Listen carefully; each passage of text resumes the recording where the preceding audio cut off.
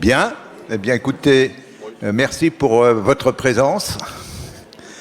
Et grand regret pour ceux qui nous ont quittés, comme toujours. Donc, cette séance va être consacrée largement à l'impact du Covid sur la question du rapport entre, au fond, vie privée et vie publique. Je vais juste faire quelques remarques liminaires, et puis je passerai la parole, bien sûr, aux deux intervenants en les présentant. Les remarques liminaires sont les suivantes.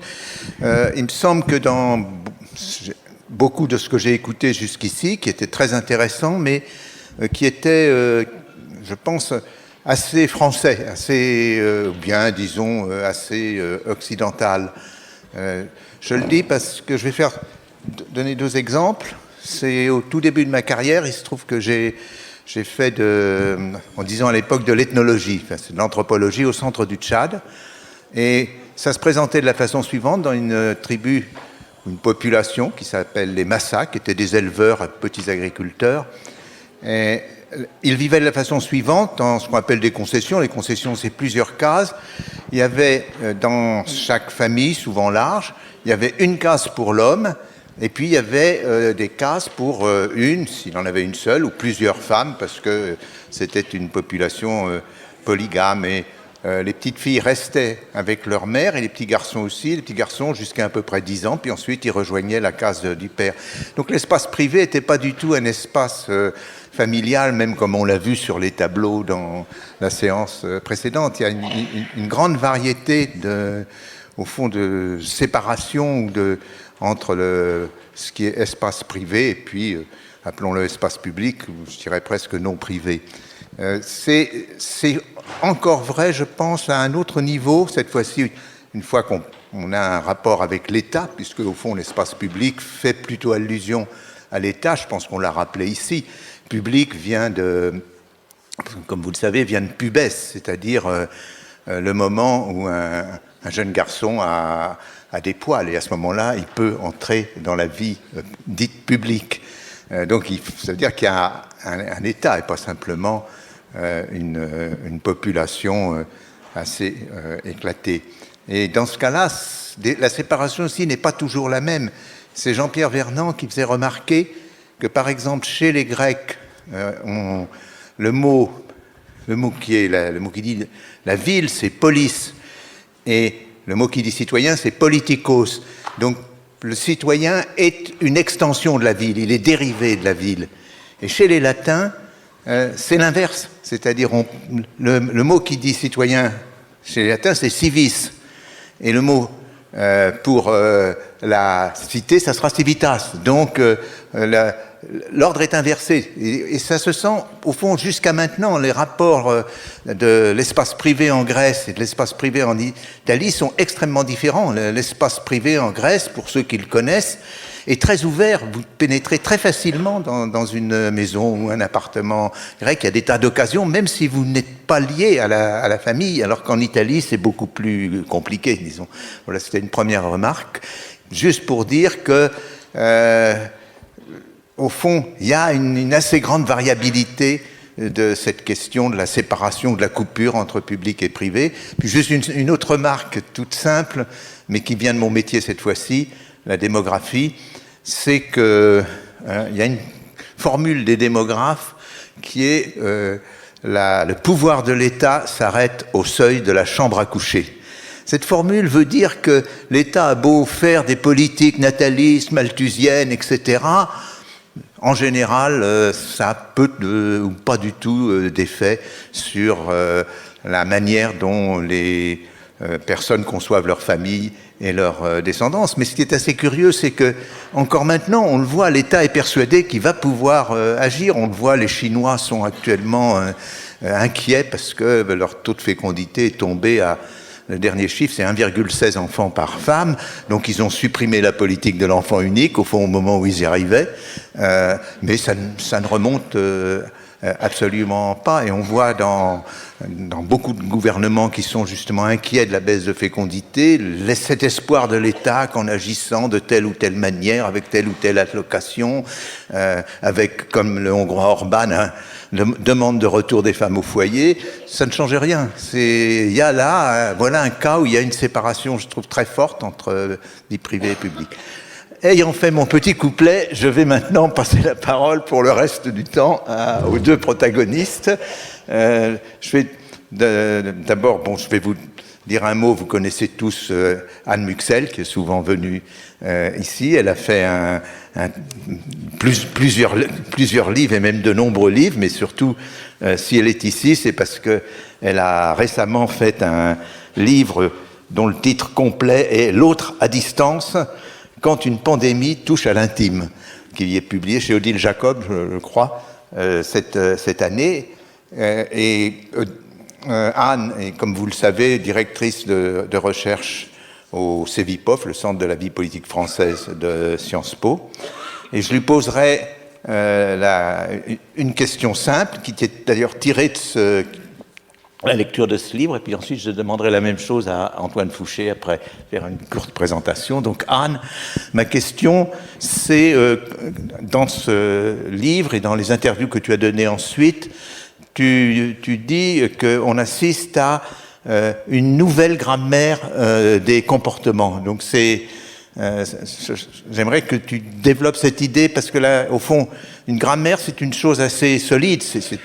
Dans le dictionnaire, c'est un ensemble de règles. Donc, au fond, quelles sont ces règles que tu as vues changer ? Merci. Donc, bonsoir à toutes et tous.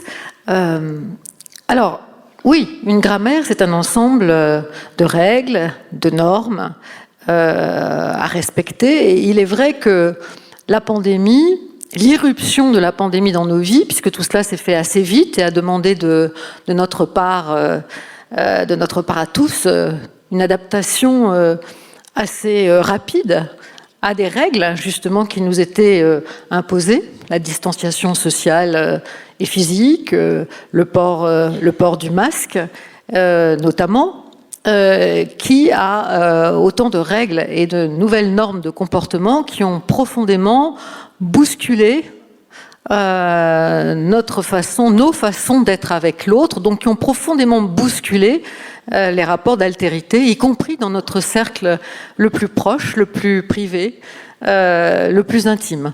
Souvenez-vous, au tout début de cette annonce répétée en boucle sur les chaînes de télévision, de radio, annonce du gouvernement, recommandations sanitaires, si vous aimez vos proches, ne vous approchez pas trop. C'est quand même une injonction paradoxale, souvenez-vous. Normalement, l'amour, l'expression de l'affectivité, de l'affection dans le cercle le plus intime avec ses proches suppose un rapprochement, suppose le toucher, suppose de s'embrasser, suppose en tout cas d'être dans une relation étroite du point de vue de sa spatialisation et des contacts qui peuvent s'y développer. Or là, l'amour, si on aime quelqu'un, il fallait justement, au contraire, se tenir à distance. C'était quand même un sacré bouleversement. Alors certes, en d'autres temps, d'autres époques, il y a eu des épidémies, il y a eu effectivement des périodes de l'histoire où les individus ont été obligés d'adopter des précautions de distanciation très fortes. Mais dans notre modernité tardive, en tout cas, il y avait longtemps que nous n'avions pas été confrontés à un tel événement, confrontés non seulement au plan le plus privé et le plus intime, mais aussi à l'échelle la plus large, la plus extérieure, puisque c'est une pandémie qui touchait le monde entier, quels que soient les pays, le Nord, le Sud, les pays riches, les pays pauvres, certes, pas de la même façon et pas avec les mêmes conséquences, mais qui touchait tout le monde. Donc on était là confrontés à une expérience totale qui remettait en cause non seulement notre grammaire intime de comportement avec les autres, y compris les plus proches, mais aussi dans tous les secteurs de notre vie quotidienne et sociale. Le travail, le soin, l'école pour les plus jeunes, les lieux de formation pour les étudiants, les relations avec les commerçants, les relations dans la ville. Bref, l'hôpital, bien sûr, hein, le traitement de la mort, pour ceux qui ont malheureusement eu à perdre des proches dans cette période, a représenté une très grande, une expérience très traumatique. Hein. On a pu parler, certains observateurs ont pu parler même de rupture anthropologique sur la façon dont on a pu traiter la mort dans le temps du Covid. Bref, dans tous les registres de notre vie, les rapports amoureux, les rencontres amoureuses, la vie sexuelle, bref, l'irruption de la pandémie et l'obligation de distanciation sociale a effectivement bouleversé profondément notre altérité affective et je dirais même un rapport plus intime à nous-mêmes, puisqu'on a dû s'arranger de ces nouvelles mesures pour maintenir les liens, pour continuer de fonctionner affectivement, socialement aussi, et aussi pour continuer à se regarder soi-même. Qui n'a pas fait l'expérience d'être confronté à son image masquée et troublée, quelque peu troublée? Qui n'a pas fait l'expérience de voir arriver un voisin, un parent, un ami de loin et de ne pas le reconnaître masqué? On a tous fait ces expériences. Qui, au début, alors qu'on ne savait vraiment pas grand-chose de cette épidémie, ne s'est pas pris à éviter, changer de trottoir, éviter de croiser de trop près dans la rue des personnes? Bref, c'est ça la grammaire de comportement, de la façon dont on a considéré l'autre. Et donc ces répercussions sur l'intime. Donc l'intime, c'est-à-dire notre intériorité même, hein, au sens où la définissait par exemple Saint Augustin. Donc ça, je crois que c'est une transformation majeure. Et sur le plan public aussi, c'est-à-dire que qu'est-ce que la pandémie a instauré?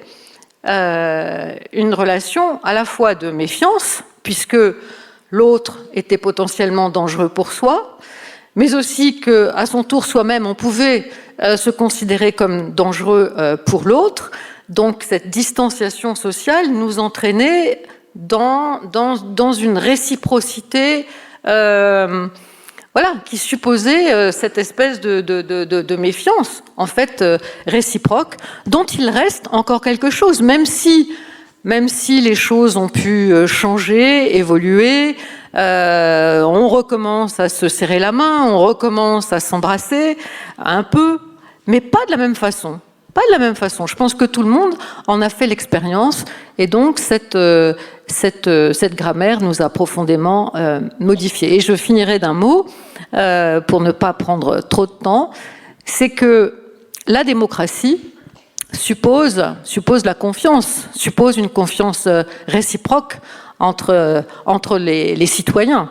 La démocratie, pour fonctionner, suppose aussi une confiance entre les citoyens et leurs représentants, leurs gouvernants. Or, on sait aujourd'hui que cette confiance est plutôt abîmée. Et qu'en temps de pandémie, d'ailleurs, il y a eu beaucoup de défiance envers, on y reviendra sûrement, envers les mesures prises, les mesures sanitaires, les mesures prises par les gouvernements. Dans notre pays, d'ailleurs, comparé à bien d'autres pays, il y a eu plutôt une disposition assez méfiante, plus méfiante que dans d'autres pays, à l'égard des actions du gouvernement dans le domaine. Bref, qu'introduit donc cette méfiance maintenant entre des plus intimes, entre des proches, entre les citoyens eux-mêmes, dès l'instant où il y a ce risque qui court de cette pandémie qui n'est du reste pas terminée. Je pense qu'aussi, là, on est bien à la jonction de réflexion qui qui nous font penser certaines évolutions dans le champ des rapports individuels, intimes, privés, à la jonction de ce qui peut se passer dans l'espace public. Donc, que devient une société où la méfiance s'installe dans les espaces privés comme dans l'espace public? Merci Hans.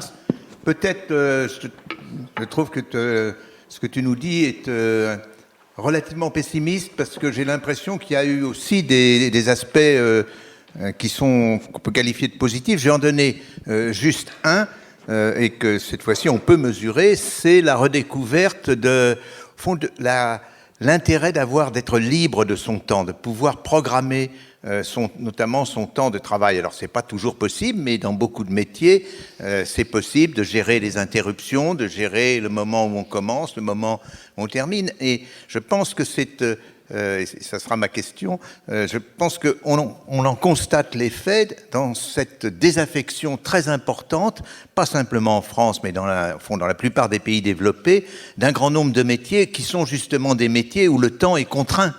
Des métiers d'infirmiers, des métiers dans la restauration, des métiers aussi dans, par exemple, les chauffeurs routiers.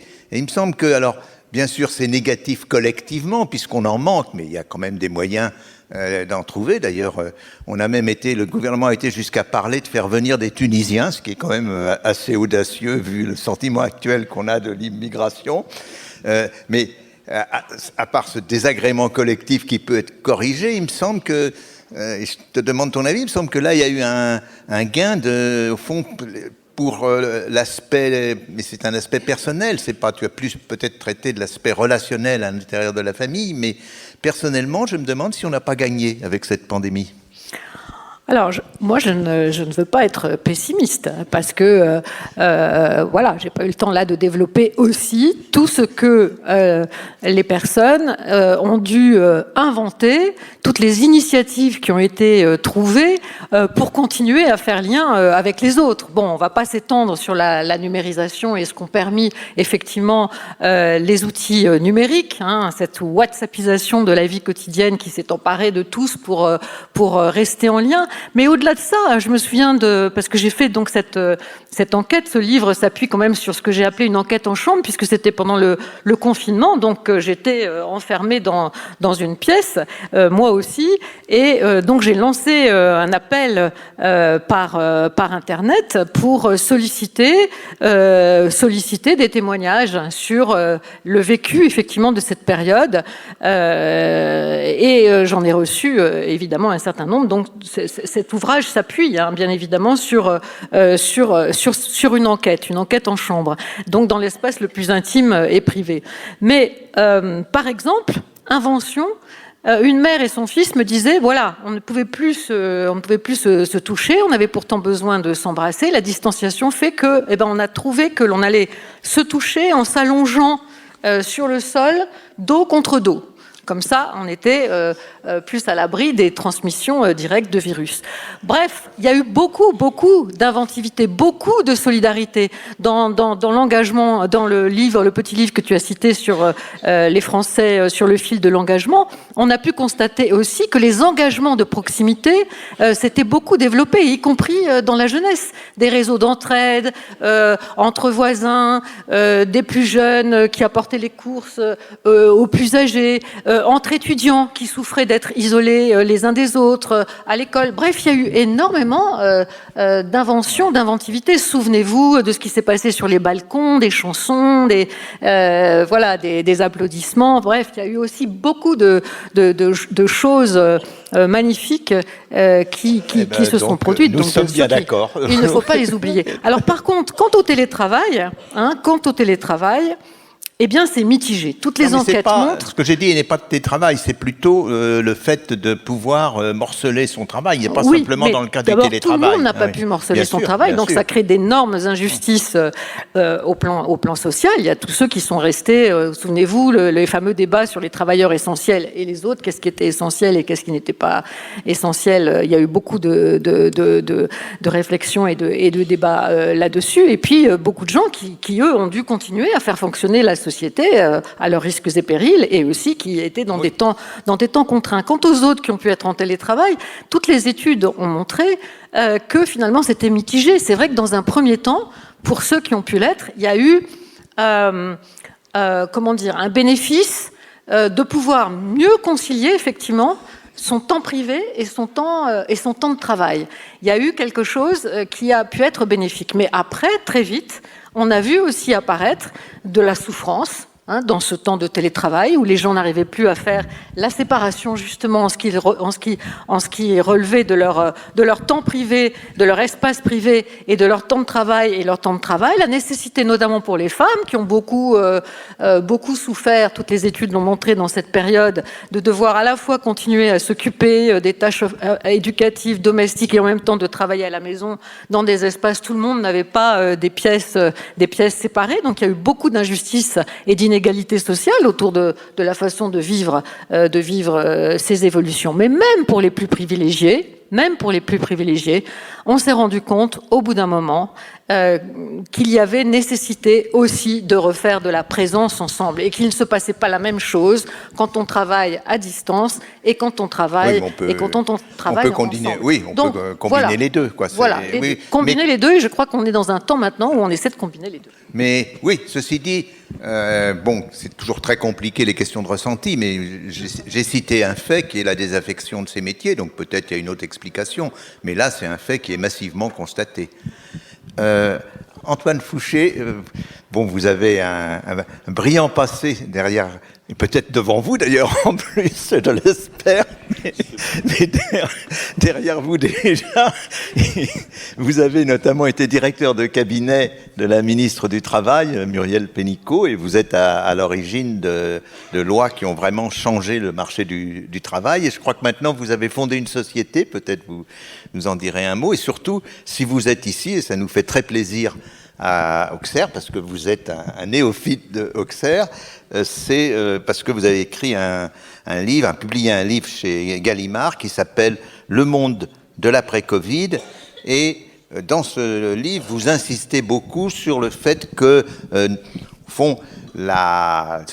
curieusement, peut-être d'ailleurs, ou plutôt parce qu'on ne s'y attendait pas nécessairement, l'épidémie Covid marque un peu une sortie du néolibéralisme, et vous pensez qu'on est face à un réinvestissement du collectif. Vous le dites à plusieurs passages de votre livre, donc si vous voulez nous exposer ce point qui nous paraît extrêmement intéressant. Merci beaucoup pour votre invitation. Je suis très heureux, très honoré d'être parmi vous aujourd'hui. Je voudrais partir du paradoxe que vous avez esquissé, qui est que, en apparence en tout cas, et plus qu'en apparence, dans le vécu, le Covid nous a éloignés les uns des autres. Anne Muxel vient de décrire des principaux aspects. On ne pouvait plus voir nos proches, nos parents, nos grands-parents, nos enfants, nos petits-enfants. À l'école, on ne pouvait plus y aller. Donc les enfants ne pouvaient plus se retrouver ensemble. Et puis dans les entreprises, c'est la même chose. On ne pouvait plus retrouver les collègues. Chacun devait, comme l'a dit très rapidement le président de la République, appliquer la maxime « restez chez vous, restez chez vous ».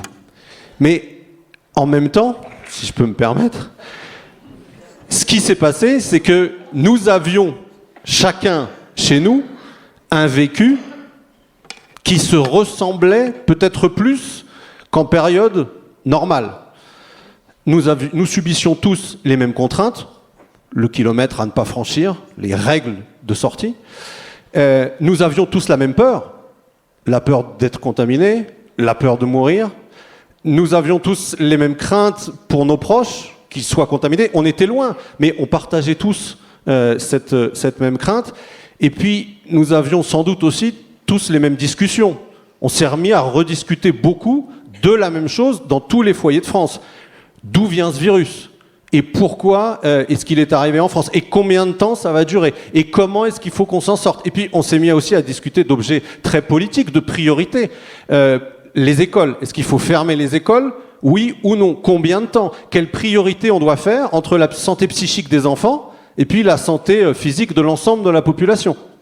Et donc en fait, il me semble que, en réalité, le Covid a aussi, la pandémie, l'expérience de la pandémie a recréé du commun. Il a recréé un imaginaire commun parce que nous avons tous vécu la même expérience et que nous avions l'habitude d'être tous séparés les uns des autres, menant notre petit bout de chemin de vie très... j'ai aucun jugement de valeur dans ce que je dis, j'étais comme tout le monde hein, en train de poursuivre ma vie, mais avec une certaine indifférence à la chose collective. Et là, cette expérience de la pandémie, c'est le collectif qui ressurgit dans l'intimité, dans le privé, et qui ressurgit de la même manière. Et il me semble qu'on peut faire l'hypothèse, en tout cas c'est l'hypothèse que j'essaye de poser dans le livre, que cette expérience-là du collectif, elle marque un changement d'époque. Alors c'est impossible de savoir maintenant, c'est les années qui viennent qui vont le dire, mais ce changement d'époque, il pourrait se caractériser par comme l'a dit Hervé Lebras, par un réinvestissement du collectif par l'individuel. Les tables rondes précédentes ont bien rappelé, me semble-t-il, je pense notamment à l'intervention de Michel Perrault, que sur les années précédentes, les décennies précédentes, quand même, notre rapport au collectif, c'était un rapport de libération ou d'émancipation. Le collectif, c'était quand même considéré comme la règle, la norme. Anne Gautron, tout à l'heure, a une phrase très forte, elle dit « Dieu est à la maison ». Voilà. Donc, quand Dieu est à la maison, on se sent quand même assez surveillé. Et donc, l'évolution, enfin, surtout depuis 68, mais dans ce sens, 68 est un accélérateur et pas du tout une rupture, la conquête de l'individu par rapport au collectif, c'est une conquête d'émancipation, de libération par rapport à la norme, que ce soit par rapport à la nation, que ce soit par rapport à l'école, que ce soit par rapport à la famille, c'est le règne de l'individu. Nous sommes d'abord des individus, nous sommes une société d'individus. Et peut-être que ce qu'a pointé ce collectif, cette expérience que comme individu, on a tous fait collectivement, c'est que non seulement on a vécu la même chose, on a été embarqué dans la même aventure, voilà, on a eu le même imaginaire, mais en plus, on a ressenti qu'on était dépendant des autres dans l'application des règles, c'est-à-dire si les autres ne se font pas vacciner, si les autres ne respectent pas les règles avec les masques, eh ben, la pandémie va durer. Donc ma liberté d'individu, mes droits, l'exercice de mes droits, ça ne fonctionne pas s'il n'y a pas du collectif et d'autres individus qui l'appliquent, mais surtout peut-être, ce qu'on a senti, c'est l'importance d'avoir un collectif fort pour garantir nos libertés. Je prendrai 2 exemples, ou 3 exemples. Les masques. On n'avait pas de masques, on n'était pas foutu, au début en tout cas, d'en produire. Si on en avait eu, la liberté de chacun aurait été plus forte. Donc la liberté de chacun a été affectée par la faiblesse du collectif. La fragilité collective, c'était aussi la mienne. C'était celle de chacun d'entre nous. Le vaccin, la France, seule puissance, membre permanent du Conseil de sécurité de l'ONU, qui ne trouve pas le vaccin. On n'a pas de vaccin, on est dépendant des autres. Si on est dépendant des autres et qu'on n'a pas de vaccin, on va retrouver nos libertés individuelles plus tard que les autres, et à supposer qu'il y ait une coopération pour les vaccins.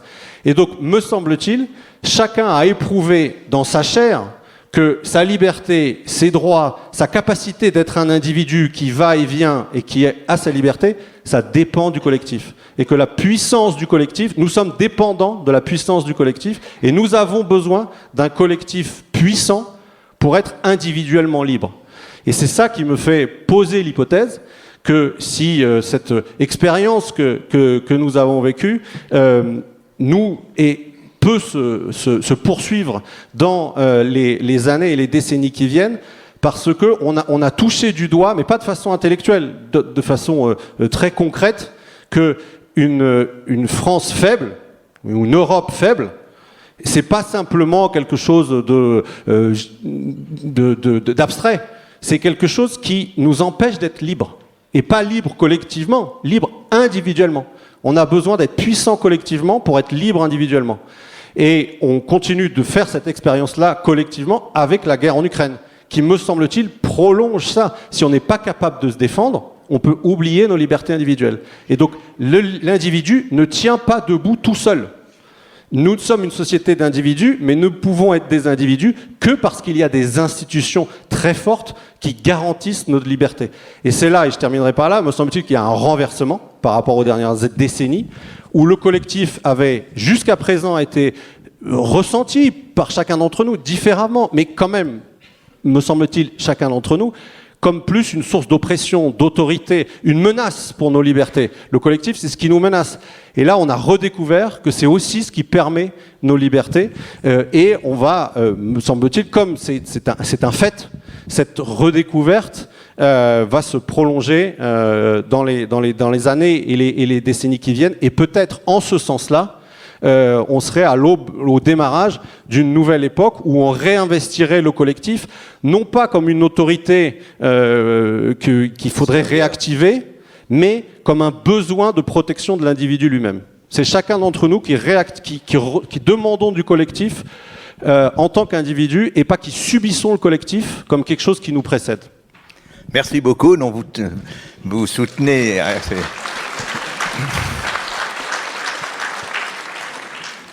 Non, ce que vous nous dites, c'est un beau paradoxe, enfin un paradoxe au sens de vérité qui n'est pas évidente, mais c'est le fait que d'être isolé. Je vous rappelle que privé, quand ça vient du latin, et en latin, privatus, ça veut dire isolé, séparé. Et que au fond de cette égalité dans la séparation renaît le collectif. Je pense que c'est une idée extrêmement intéressante. Simplement, comment va s'exprimer ce collectif? Et là, je vais poser aussi la question à Anne. C'est dans vos deux travaux, dans vos deux livres, vous insistez sur la question écologique.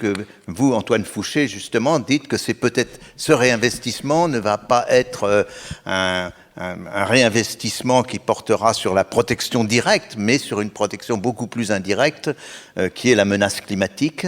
Et Anne, vous insistez sur le fait que la jeunesse a été encore plus sensibilisée à la question écologique lors de cette pandémie. Donc je vais vous demander à Antoine d'abord et puis à Anne ensuite la manière dont vous imaginez ce passage à l'écologie qui nous coûtera assez cher d'après ce que j'ai cru comprendre.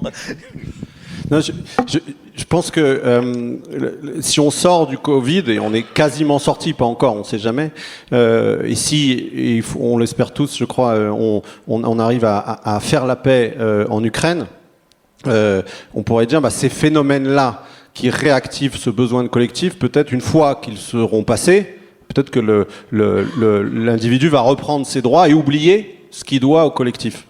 Mais il y a quelque chose qui va durer, quelle que soit la durée de la guerre en Ukraine, quelles que soient les pandémies, c'est la transition énergétique. Parce que la transition énergétique, on n'en a pas pour des années, on en a pour des décennies, parce que, très simplement, c'est un changement, c'est pas moi qui le dis, c'est Régis Debray, c'est un changement de civilisation, et il n'y a pas que Régis Debray qui le dit, au sens où... justement, on a besoin de changer. Notre civilisation est quand même très matérielle, très prospère. Elle est basée sur l'énergie illimitée. Et tout ce que nous avons autour de nous, devant nous, sur nous, a été produit avec de l'énergie. Et 80% de ce qu'on produit dans le monde est produit avec de l'énergie carbonée. Et cette énergie carbonée, c'est exactement ce qui crée le réchauffement climatique avec les rejets de CO2. Et donc, si 80% de ce qu'on produit ou des services qu'on a dans le monde, parce que c'est la seule échelle pertinente pour parler du réchauffement climatique, si 80% de ce qu'on produit et de ce qu'on fait n'est possible que grâce à l'énergie carbonée et que donc on a besoin de réduire cette consommation-là pour pouvoir baisser les émissions de CO2 à un moment donné ou un autre, le temps qu'on remplace cette énergie carbonée par l'énergie décarbonée, il va falloir qu'on consomme moins, qu'on fasse moins de choses et que notre niveau de vie matériel, hein, je ne parle pas de ce qu'on peut mesurer en termes de pouvoir d'achat monétaire, mais notre niveau de vie matériel passe par une phase transitoire de diminution. Et ça, me semble-t-il, ça n'est atteignable qu'avec du collectif, qu'avec une autorité collective, parce qu'on voit bien que si on s'en remet à chacun d'entre nous, on n'y arrivera jamais. On est plus chacun, comme me semble-t-il, je ne pense pas être tout seul dans ce cas-là, comme consommateur, à désirer de plus en plus de choses, à faire de plus en plus de voyages, se déplacer de plus en plus, etc., à regarder de plus en plus de films sur Netflix, etc., etc. Et ça, s'il n'y a pas une régulation, de ça, on n'y arrivera pas. C'est-à-dire on va continuer, chacun d'entre nous, comme sur les décennies et même en fait les siècles précédents, c'est-à-dire depuis le début de la révolution industrielle. Et si on continue comme avant, c'est pas à 2 ou à 3 degrés qu'on va terminer le siècle, c'est à 5 ou 6. Voilà. Et donc comme ça deviendra un monde invivable au sens physique du terme, on est obligé, me semble-t-il, d'avoir une autorité collective qui va, et ça va être désagréable, répartir non pas la richesse, mais la sobriété. On rentre à peine dans cette époque-là. Et c'est pour ça, me semble-t-il, que le collectif est là pour durer. Et encore une fois, me semble-t-il, à la demande des individus, parce que chacun d'entre nous sait. Enfin, on est un peu schizophrène. C'est-à-dire, comme consommateur, on a envie qu'on nous laisse le plus libre possible, et comme citoyen, on a envie aussi d'avoir une planète vivable. Et donc, à un moment donné, l'arbitrage entre le consommateur et le citoyen ne pourra se faire que par l'État. Merci beaucoup. Anne, est-ce que tu partages cet avis? Mais je crois que surtout, dans ton livre, tu montres que les jeunes générations font partage une partie de ce qui vient d'être dit. Peut-être pas justement les jeunes générations écologistes sur le retour de l'État, mais au minimum sur l'inquiétude vis-à-vis de ce qu'on appelle la crise écologique. Oui, enfin, dans ce livre-là, je ne me suis pas particulièrement penchée sur le rapport des jeunes générations à l'écologie, mais dans d'autres livres, notamment un livre que je viens de terminer et qui est publié sur notamment les étudiants de Sciences Po, et les engagements des étudiants de Sciences Po, on voit bien que dans un certain nombre de segments de la jeunesse, il y a une mobilisation très active et une intériorisation très forte des enjeux écologiques pour le monde de demain. Mais je voulais revenir sur cette importance du collectif au niveau intime, puisqu'à chaque fois on a quand même les deux versants. Nous sommes censés représenter les deux versants, donc je retire sur le versant intime et privé. Il me semble que cette expérience intime, au niveau intime de la pandémie que nous avons faite, comme je le disais tout à l'heure, dans la mesure où elle nous a obligés à nous réintroduire dans une expérience collective au niveau planétaire et mondial, effectivement, a pu renforcer l'importance du collectif. Et ça, je crois qu'effectivement, l'expérience de la pandémie, si elle est durable, laissera des traces. De ce point de vue-là, laissera des traces dans la mémoire individuelle, personnelle, mais aussi dans la mémoire collective. Quand on demande aux personnes si effectivement il y aura des traces de cette expérience dans les sociétés, les personnes répondent généralement à grande majorité que oui. Il y a déjà d'ailleurs des musées, des entreprises de mémorialisation de tout ce que nous avons vécu dans cette période qui se font. Et je crois que collectivement, cette prise de conscience de la finitude que jusqu'à présent on avait plutôt tendance à vivre au niveau individuel et même dans nos sociétés modernes contemporaines à évacuer. On a quand même évacué pendant très longtemps, dans la période récente en tout cas, la mort. Voilà, on n'en parlait plus. On n'en parlait plus. Voilà. Ou en tout cas, on ne voulait pas la voir. Elle était aseptisée. On meurt à l'hôpital, etc. Donc la mort n'avait d'autre objectif que on n'avait pas d'autre objectif que d'essayer de repousser ou d'évincer la mort, en tout cas dans les représentations sociales dominantes. Et c'est vrai qu'avec le retour de la pandémie, avec la pandémie, plus exactement, c'est aussi le retour de la mort, et de la mort au niveau individuel, mais aussi de la mort au niveau collectif, de millions de morts. Et ça fait longtemps que nous n'avons pas vécu cela, puisque voilà. Et si l'on met à part les périodes de guerre, en tout cas dans la période récente, nous n'avons pas vécu de morts collectives avec un décompte des morts quotidien, non seulement au plan national, mais au plan mondial. Les images, effectivement, de Bergame, des parkings de New York, des frigos qui renfermaient les corps, des fosses communes, etc., etc. Donc, c'est des images qui nous ont beaucoup choqués, beaucoup bouleversés. Et donc, il me semble que cette expérience, si on reste dans le registre de l'intime, ce rappel finalement de notre finitude, qui est effectivement une question, je dirais, existentielle et philosophique commune, mais que l'on a tendance à vivre au plan individuel, là, on a dû finalement la vivre au plan collectif. Et ce ne sera pas sans laisser des traces, et qui peuvent effectivement être des traces productrices, si je vais dans votre sens, voilà, d'élan collectif, de mobilisation, de prise de conscience, bien sûr. Bon, écoutez, je vois que vous êtes d'accord. J'avais eu un peu crainte au tout début parce que j'avais lu que tu pensais qu'il y avait un peu ça avait un peu suscité ou rajouté, dis-tu, la méfiance vis-à-vis des institutions politiques. Donc, tu penses quand même... Ah oui, tout le problème, c'est effectivement aujourd'hui le politique. Oui, le rapport. Est-ce que ça en a rajouté? Je ne suis pas certain.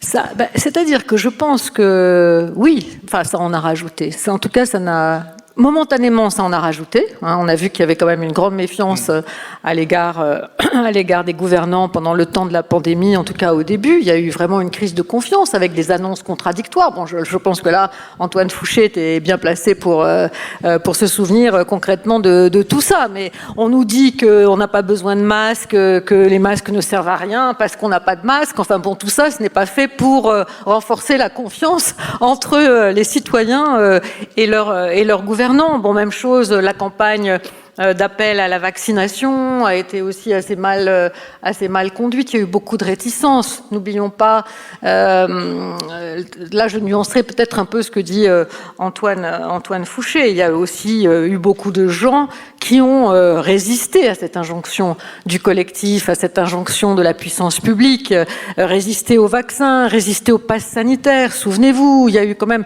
en gros, 30% de la population. Dans les enquêtes, c'était ça. Oui, enfin, 30%. Ceux qui ont été vaccinés, c'est 80, combien 80 Non, mais 90%. En bout de course. Là, je parle durant la pandémie. Oui. Ils ont fini par être obligés d'être vaccinés parce qu'ils ne pouvaient plus travailler, ils ne pouvaient plus faire un certain nombre de choses, ni voyager. Non, mais moi, je ne veux pas débattre d'ailleurs là-dessus. Il n'y a pas de polémique à avoir. Je rappelle juste les faits. Il y a eu une réticence. La puissance publique, le collectif, n'a pas été d'entrée de jeu adopté facilement. Il y a eu de la réticence dans nos sociétés à l'accepter. Ça a été d'ailleurs un combat pour le gouvernement, pour nombre d'institutions, nombre d'associations, de persuader les individus finalement de prendre les précautions nécessaires. Mais il y a quand même dans nos sociétés, en tout cas en France, c'est très mesuré dans nos enquêtes très régulièrement, il y a quand même un pôle réfractaire de gens qui ne veulent pas que la puissance publique ait la main mise sur justement leur vie privée et intime. C'est à peu près entre 25 et 30% des individus. Là, si, ça a été quand même c'est mesuré. 90% des personnes se sont quand même fait vacciner. Donc là, il y a quand même eu... Je te renvoie à quelques pages de mon livre où tu verras l'évolution des statistiques et des enquêtes. Non, moi, je suis sur les chiffres. Et je voudrais dire aussi autre chose à propos de la mortalité. Je ne parle pas que du vaccin. Souvenons-nous du pass sanitaire. Oui. Beaucoup de réticences, beaucoup de gens qui faisaient des faux passes sanitaires, qui ne voulaient pas... Oui, il y a eu des résistances, mais c'est quand même l'acte fort, c'est le vaccin. Mais bon, non, je voudrais faire une remarque avant de passer la parole à la salle. Je pensais que le débat serait plutôt entre les deux. Et comme d'habitude, c'est moi qui suis pris dans le débat. Bon, je voudrais faire une remarque sur la question très intéressante que tu as soulignée sur cette question de la mort. En même temps, si on regarde de près, je vais être presque cynique, mais de combien l'espérance de vie a-t-elle baissé? En 2019, elle a baissé de une demi-année. Et puis, ça a été, en 2020, on a récupéré. Mais surtout, il faut, là je vais vous ennuyer un instant, mais le calcul de l'espérance de vie, tel que vous le lisez, quand vous lisez espérance de vie dans les journaux, on part des risques de décès âge par âge. Donc ça revient à supposer, quand on la calcule, que l'épidémie aurait eu lieu à chaque âge. Par contre, pour la réalité, pour notre réalité, on est passé pendant 2 ans à travers l'épidémie, et là, si on compte à ce moment-là seulement sur 2 années, par lesquelles on y est passé, et pas sur toutes les années de la vie, à ce moment-là, ça réduit notre espérance de vie de 3 semaines. Donc ce qui est quand même intéressant, je trouve, c'est sans commune mesure avec la crainte de la mort que ça a développé. Il y a quelque chose qui est, au fond, assez étrange par rapport pour quelqu'un comme moi qui a travaillé avec Philippe Ariès, qui a étudié, au fond, l'histoire de la mort. Il y a là quelque chose de nouveau qui est peut-être réconfortant, c'est-à-dire que désormais, au fond, même les morts en statistiques, en quantité qui ne sont pas immenses par rapport aux épidémies du passé, impressionnent beaucoup plus, ce qui est quand même aussi le fait de dire que on prend beaucoup plus, on accorde beaucoup plus d'importance globalement à la vie. Et je trouve que là, c'est à nouveau peut-être un point positif que signale ce changement d'attitude vis-à-vis de la mort. Je vais, à moins que vous vouliez dire un mot sur ce petit, au fond, sur ce codicile, ou bien, parce qu'il faut qu'ensuite, on va passer la parole à la salle. Anne, je passe la parole à la salle. Oui. Est-ce qu'il y a des questions? Mais alors, on est dans le noir, donc là, ça c'est clair. Est-ce qu'il y a des questions, ou des avis, ou des critiques? Ah là là là là, on est en fin de soirée là.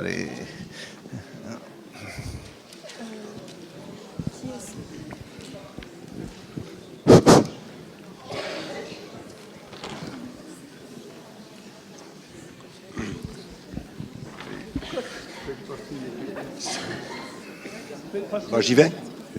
Ouais, c'est bon. Voilà. Bonsoir. Ma question s'adresse plus à Antoine Fouché. Vous intervenez auprès des entreprises dans le cadre de vos activités. Suite à la pandémie, quelles sont les transformations ou les mutations, en fait, organisationnelles, comportementales, voire sur la façon de conduire en fait les affaires, vous observez dans les entreprises? Antoine, c'est... Beaucoup de choses, donc je vais essayer d'être très synthétique. Je vais être très synthétique. Je résumerai. Je dirais qu'il y a 2 grands changements significatifs. Le premier, c'est et les 2 sont liés. Le premier, c'est un rapport des salariés à l'entreprise. C'est-à-dire, comme l'a suggéré tout à l'heure Hervé Lebrun, le confinement a eu aussi comme effet de montrer qu'on pouvait travailler autrement et que ça marchait. Et donc, on a un rapport au lieu de travail qui est fondamentalement différent. C'est-à-dire, dans le monde d'avant, pardon de le dire comme ça, c'est un peu trop simple, mais dans le monde d'avant, il allait de soi qu'on allait sur le lieu de travail.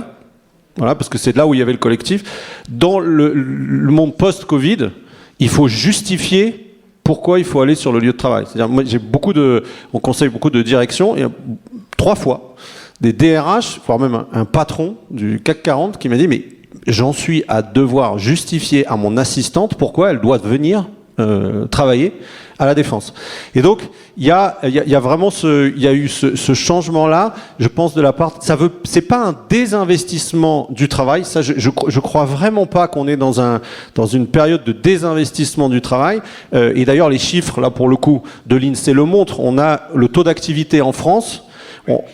il n'a jamais été aussi haut, le taux d'emploi, pardon. Il n'a jamais été aussi haut depuis que l'INSEE le mesure, depuis 1975. Ça veut dire, dit en langage non technique, les Français n'ont jamais été autant au travail comme population qu'aujourd'hui, depuis 50 ans. On n'a jamais, comme population, collectivement, on n'a jamais autant travaillé. Il n'y a jamais eu autant proportionnellement, en valeur absolue évidemment, puisqu'on est 25 millions de plus qu'en 1945, mais proportionnellement, on n'a jamais été autant au travail. Donc il n'y a pas de désinvestissement. Les gens démissionnent, oui, mais ils démissionnent pas pour aller à la piscine. Ils démissionnent pour aller dans un autre travail, pour trouver un autre travail. Mais ils sont plus exigeants dans le monde post-Covid par rapport à l'entreprise sur la flexibilité que ça, à niveau individuel, que ça peut apporter et les contraintes collectives de l'entreprise sont beaucoup moins évidentes.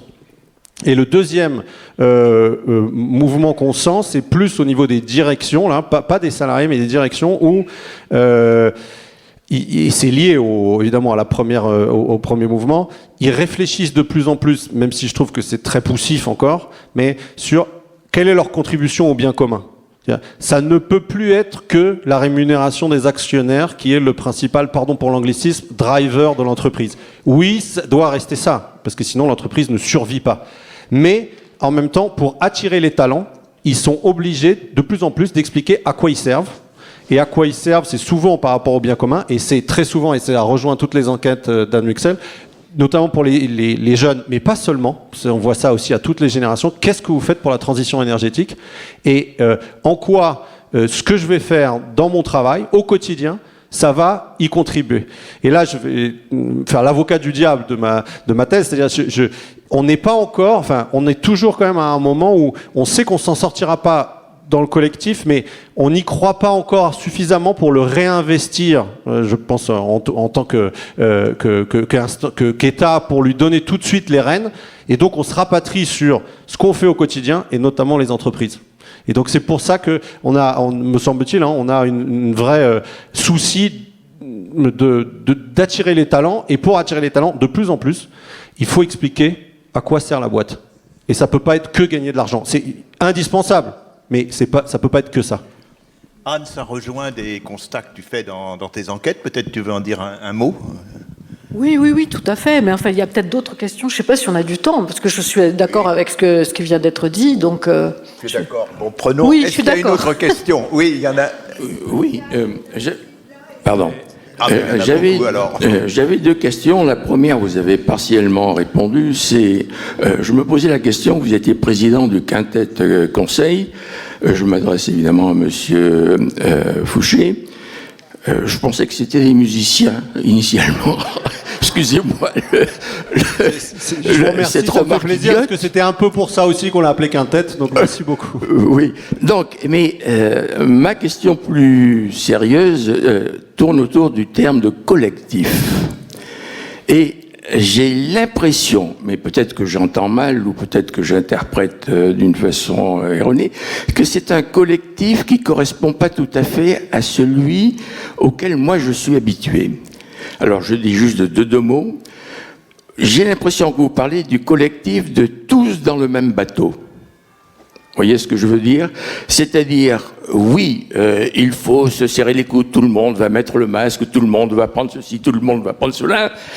C'est un collectif qui est donné par le haut, d'une façon très collective, que ce soit politique ou dans les entreprises, et qui n'a rien à voir avec le collectif qui est celui du combat d'un bloc de classe, si vous préférez, plutôt que, qui est un combat d'un groupe contre peut-être notre groupe, et où les deux groupes ne sont pas dans le même bateau, ou alors s'ils sont dans le même bateau, il y en a qui sont dans les cales, qui sont aux rames, et il y en a qui sont là-haut avec le sifflet. Attendez. Ma question. Est-ce que je peux Pardon. Juste Ma question peut peut-être appeler à une seule réponse. Elle complète ce qu'a dit monsieur. Si je vais être le plus soft possible, si d'aucuns arguaient que l'ensemble des restrictions pendant 2 ans, c'était un entraînement à la soumission du collectif, si j'entends bien, vous dites qu'au contraire, là, c'est plutôt une remise en question des schémas, je peux pas parler d'un monde d'avant, hein, des schémas conventionnels des lois du travail, et que finalement, et c'est pour ça que ça rejoint la question de monsieur, c'est plutôt d'un point de vue individuel, puisque vous parlez de la collaboratrice qui dit mais pourquoi je viendrai pas, je resterai pas à la maison, en gros. et que c'est pas d'un point de vue collectif comme l'entendait monsieur, si j'ai bien compris. Voilà. Oui, oui, merci. Moi, Est-ce qu'il y avait peut-être une autre question? Oui, on va la prendre aussi puisqu'il est je tard. pense que c'est dans le même registre que les deux questions. J'adhère à l'idée que l'État, bras armé du collectif en quelque sorte, puisse avoir un rôle, notamment au travers de la politique de modération, pour essayer de redonner et de garantir la liberté individuelle des citoyens. La première question et premier enjeu, comment faire en sorte que cette politique soit équitable ? C'est-à-dire qu'elle concerne tous les citoyens. Or, du point de vue de l'équité aujourd'hui, il me semble qu'on a un peu de chemin à faire. Et deuxième question liée à cela, que fait-on des citoyens qui ne sont pas nécessairement des citoyens français, mais que nous risquons d'accueillir de plus en plus? Autrement dit, qu'est-ce qu'on fait de la politique migratoire? Et comment est-ce qu'on change de comportement par rapport à la politique migratoire par rapport à cette question? Car, à mon avis, elle est inséparable d'un regain du collectif et de la puissance de l'État avec lequel je suis bien d'accord pour remettre les choses un peu d'aplomb. Oui, merci. Encore une question un peu sur le même sujet, parce que je pense qu'il y aura une toute petite question rapide qui est sur le même sujet et comment dirais-je, qui se rapprocherait plutôt des questions antérieures d'ailleurs. Vous parlez d'un retour du collectif qui est tout à fait intéressant. Effectivement, le fait de nous avoir ramené sur notre espace intime aurait redonné de la force au poids du collectif. Encore faudrait-il que ce ne soit pas un collectif fort, comme vous l'avez répété à plusieurs fois, à plusieurs reprises, et un État qui serait le collectif et non pas quelque chose qui serait de l'ordre de la démocratie, du débat public. Voilà, j'ai une petite crainte avec votre façon de formuler les choses. Merci. Je vois que vous avez du travail dans plusieurs réponses, et puis encore une. Denis qui voudrait le micro depuis longtemps. Ah bon. Oui. Alors. Là, devant.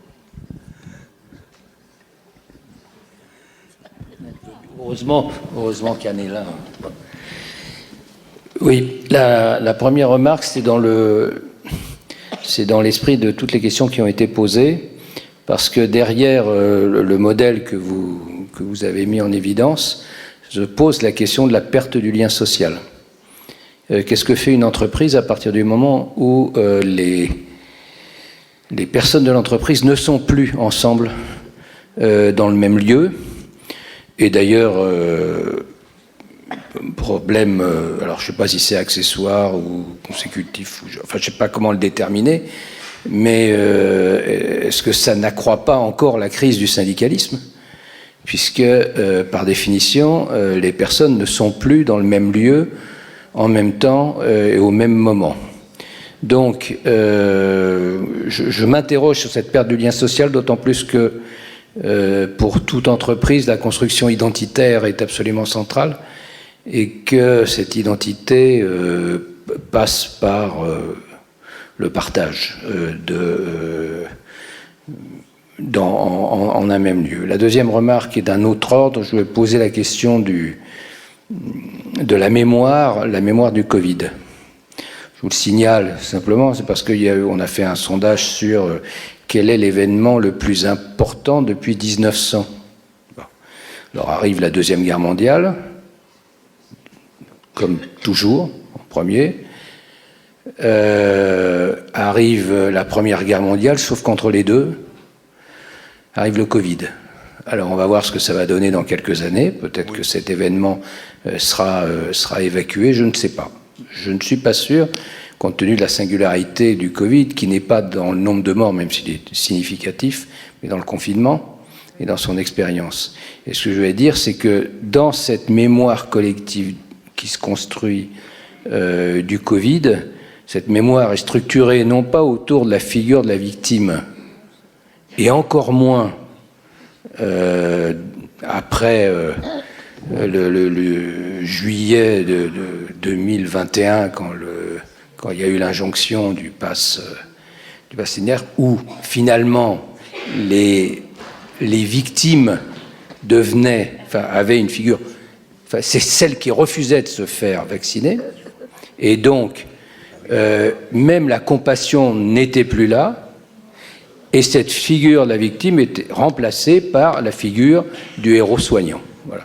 Merci. On va être obligé de terminer. Donc, juste un mot sur votre second point, c'est que cette mémoire sera peut-être très forte, mais actuellement, l'épidémie continue et on ne voit plus du tout de chiffres dans les journaux ni rien. Quand vous prenez un train ou le métro, on vous dit mettez des masques, personne ne met de masque. Donc je suis un peu sceptique sur la durée de vie de la mémoire, mais c'est voilà 2 petits indicateurs. Mais Antoine, peut-être si tu peux répondre un peu rapidement, parce qu'il y a une masse de questions sur le collectif qui sont tout à fait importantes. Oui, j'ai noté 5 questions, je vais aller très vite. La première, c'était celle de la soumission, c'est-à-dire, je vais y aller, je vais vous raconter très très rapidement raconter une toute petite anecdote qui va exactement dans votre sens, c'est-à-dire que quand à l'époque, j'étais au ministère du Travail, et donc on s'est réunis à quelques-uns avec le ministère de l'économie, le ministère de la santé, etc. Donc, quelles mesures on doit prendre? Et quand les mesures de restriction de liberté et de restriction de consommation ont été présentées par le ministère de la Santé, on s'est dit mais vous nous faites une blague, mais vous êtes complètement dingue, les gens ne vont jamais accepter ça. Jamais, jamais, jamais. Et en fait, une partie du bouquin aussi, ça naît de cette surprise-là, qui est que si, en fait, il y a eu des résistances, on a râlé, on a rouspété, mais globalement, comme population, on a été civique. Je parle dans mon livre d'un civisme rouspéteur. C'est très français. Donc, oui, ça peut être vécu comme une soumission, mais il me semble que chacun a réalisé, la majorité d'entre nous, a réalisé que on était embarqués dans le même bateau et que donc on ne pouvait s'en sortir que par cette discipline et après cette puissance collective. Ensuite, la question de la lutte des classes. Excusez-moi, de l'imaginaire de la lutte des classes. Mais je pense que effectivement, peut-être que cet imaginaire du besoin d'indépendance à la fois nationale et européen, il va se substituer à le dernier imaginaire collectif de masse qu'on a eu et qui était l'imaginaire de la lutte des classes.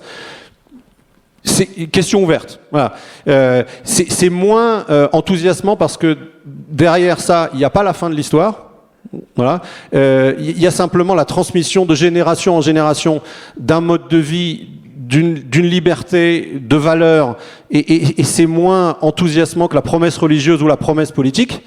Mais il me semble que de toute façon c'est le monde dans lequel on vit et que il vaut mieux ça, me semble-t-il, c'est un petit espoir, il vaut mieux cet imaginaire collectif de besoin d'indépendance pour continuer d'être libre à l'échelle individuelle et collective qu'un imaginaire uniquement individualiste qui nous amène, me semble-t-il, à l'affaiblissement collectif comme nation et comme continent.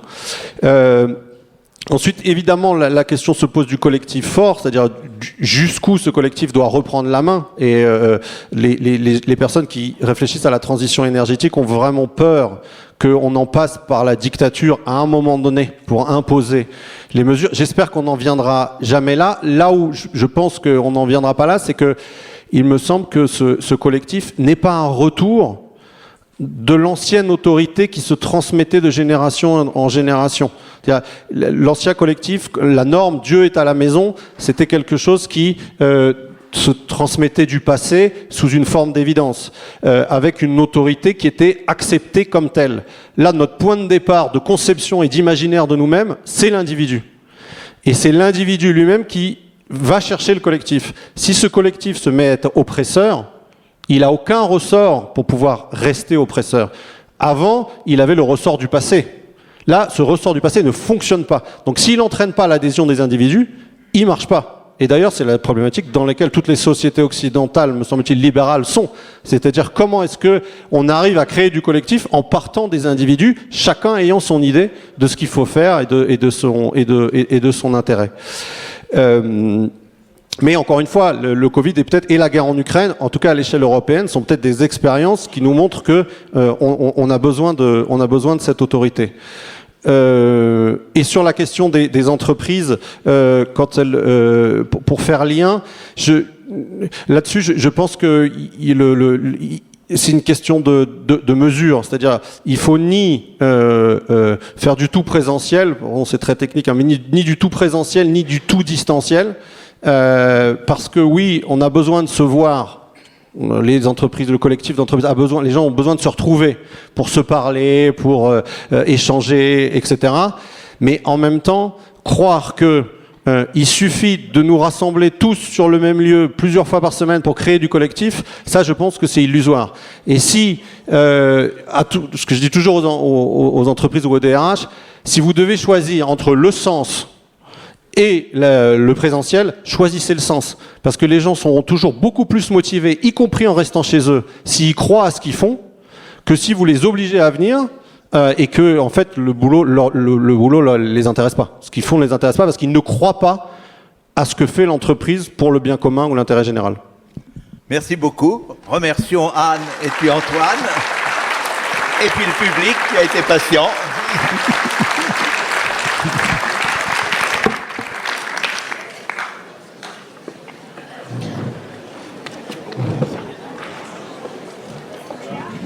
Alors cette belle journée, cette belle première journée des entretiens se clôture. Vous revenez demain, n'est-ce pas? Alors demain, rendez-vous à 9h. À demain.